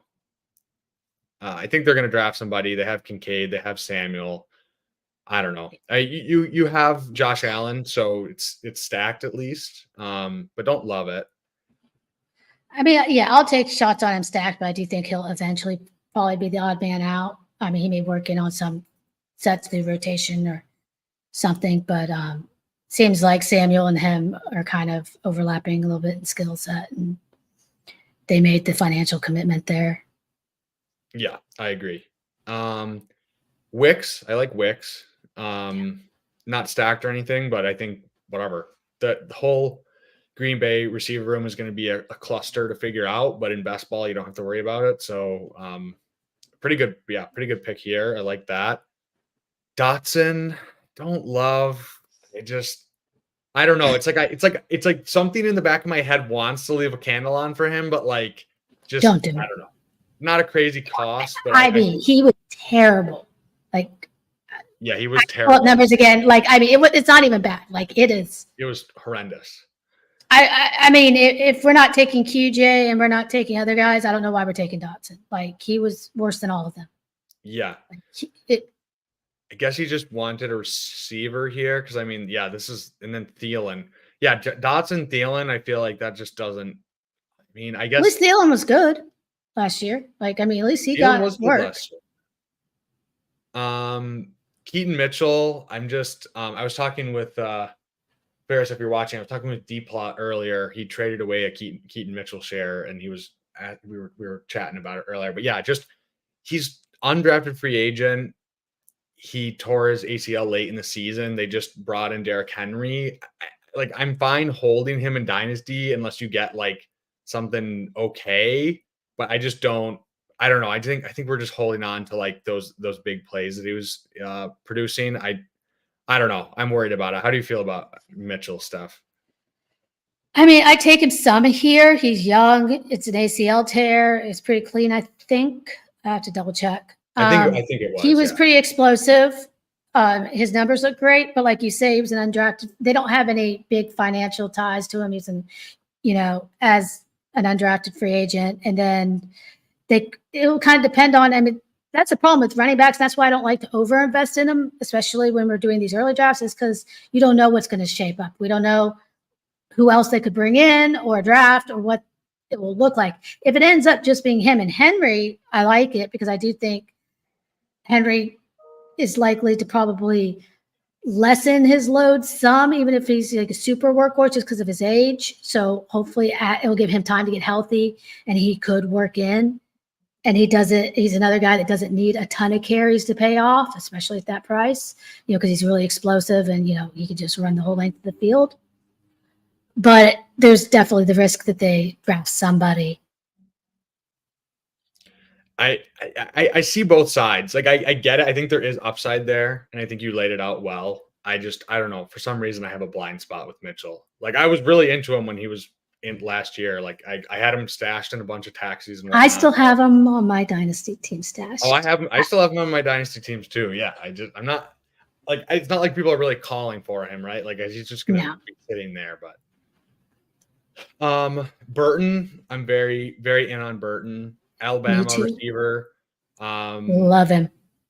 I think I forget. Is it Pat that's really in on Burton? I forget who Pat's pretty in on him. But yeah, whatever. So are some other. I think JJ is too. I think JJ is too. Yeah. But yeah, I like especially this cost. I feel like whatever this whole, like I said, this whole like weird range of rookie wide receivers. It's just gonna I think there's going to be some value there, especially because like Burton doesn't profile that much differently than some of the guys going like a few rounds ahead. And you're getting them pretty cheap. So I'm fine with it here.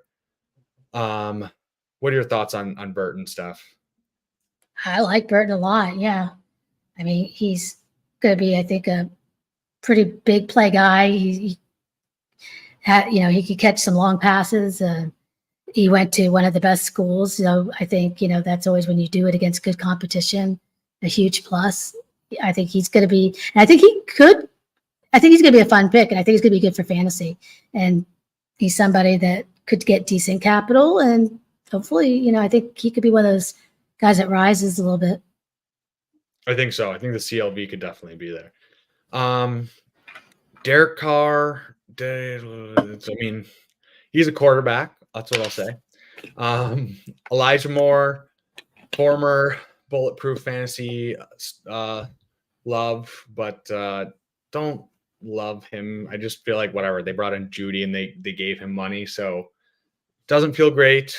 Mac Hollins paired up with Josh Allen as a late dart. I guess you got Shakir and Mac, so you're just hoping for a couple touchdowns in the right week. And then Michael Carter to finish it off. I don't really have that. That's the weird part about like this time of year too, is like we don't really have a read on who the RB2 is. In Arizona, they could draft someone, right? Like third, fourth round. So yeah, I don't love Carter. He looked fine last year at the end of the year, but I don't know. Not a bad. They still got Demercado there too. Yeah, they have Demercado too. I mean, Demercado was weird. He was playing earlier in the year, and then Carter came over from the Jets and was getting more work. So it's like I don't really know what the read is there at all. I don't really have one. I think they'll probably draft somebody too. Probably. I'm not taking any. I liked Carter going into like a second, but it didn't pan out. I'm kind of off of that bet. Yeah. No. Some of the wide receivers don't love. Those last picks aren't my thing. I like the Burton, but after that, yeah, I'm not. I'm with you. I don't really do. I've done more if I have Watson as a late stack. I like him more than Tillman. I've seen people do that. So I like him more than Tillman. Yeah. But that's still not saying much. Mitchell, Moore, Hollins, and Carter, not guys I'm really clicking. So yeah, I don't know, but yeah, Burton, and then I mean, I like your start. I like your first like 10 or 12 rounds, but then after that, not how I would play it. But I mean, I know Ferris. He's a pretty sharp guy, so don't hate it. No, I've seen people do those type of picks. I've seen Carter go. Yeah, no. I mean, I've seen all these guys. Like whatever, everyone has their guys. I'm a Noah Fant guy. I'm a I'm a Greg Dulcich guy. I have my leans, of course. Everyone does. I want to be a Dulcich person, but I don't trust it because Toutman's there. Yeah, I mean, and Sean likes his guys. he loves his guys. He loves his. So that's what. But I want to like Dulcich. What do you think the Broncos end up doing at quarterback? Do you think they end up taking one of like the Penix or Bo Nix types, or what? Do you have any? That's what it feels like. I mean, it feels like maybe Nix or something. I mean, I've seen both of them possibly talked about now going for. I think Nix over Penix myself, but I'm not sure. Like, I don't have a huge read on it. It's a really weird situation. Like, it's like they're not high enough to draft someone that you really like. They could trade up, but it just doesn't. I don't know if that's really what they're gonna do. So yeah, they might be in like that weird like Kenny Pickett no man's land of first round quarterback where you're like, what is the point of doing this? Because I feel like Minnesota is going to want to, and they have a lot more capital to outbid them. You know, for even if they wanted to trade up, they have a lot more to offer. So it's like I don't see how they like could get McCarthy or hop over them. So it's like so it seems like they can't get anybody other than Nix or Penix if they're going to draft one. It's weird. Unless situation. They wait like really late and take like some random shot. Yeah, I'm trying to think who else is even out there. I forgot his name now. It just slipped my mind. What, another rookie? Spencer Rattler or something. Oh, Rattler. Like ooh. That could be something that maybe you would see. That could be interesting.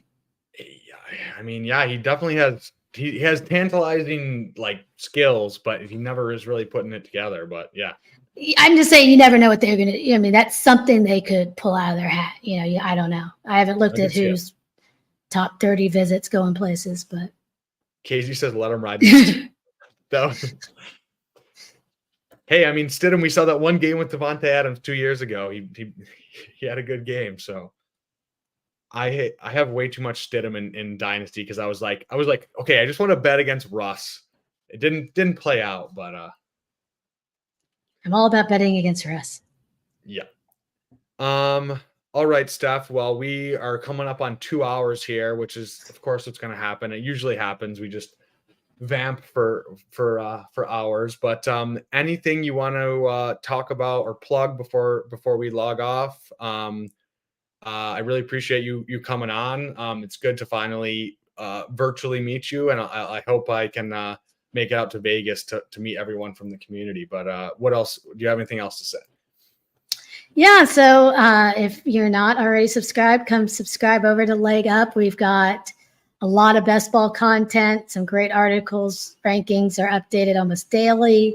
They're on top of that. I'm helping with Dynasty rankings. Those are going out once a week. I'm writing, like I said, I'm working on an article for Startup for Dynasty. I put out a great one about Rashee Rice, about all his potential before he was arrested for street racing. And then in season, I'll be doing a bunch of waiver content.